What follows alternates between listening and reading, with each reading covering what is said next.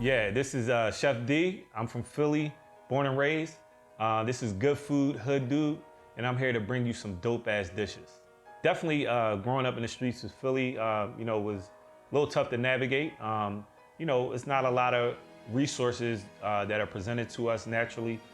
So a lot of times we have to figure it out. But I feel like that's what makes people that come from Philly so strong, because if you're able to turn that around, you can really grow and use what you learn from the streets and turn it into something very valuable for your life. So ultimately, I did some time in prison. And from that time, when I was released, I knew I had to do something different. I reminded myself of what I really love to do, and that was cooking. Found my niche in cooking, at a very early age. And, when I decided that I wanted to make a career out of it, I realized I'm gonna have to work hard. And, I kind of started out at the bottom, actually as a dishwasher starting out, and just kind of worked my way up through the ranks. I came across a prep cook opportunity. From there, I really learned the ins and outs of the kitchen. I felt like I had to work harder than anybody else to really get to where I wanted to go as a chef. And so that's what I did. Actually, there's a quote that I always go back to. The journey from Kamakura to Kyoto takes 12 days. If you travel for 11 and stop with only 1 day remaining, how can you admire the moon over the capital?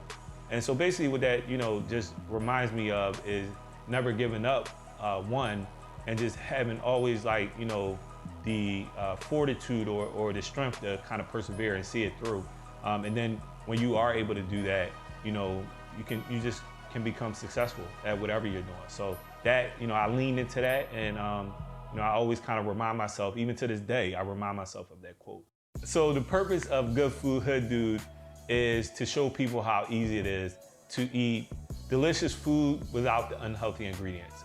Traditionally in the Black culture, in the Black community, we do a lot of delicious foods, but a lot of times it's very unhealthy. It's saturated with fat. It's not about getting rid of all the ingredients that we love. It's just about maybe taking one and just replacing it. Even down to the oils that we cook with. Canola oil versus olive oil.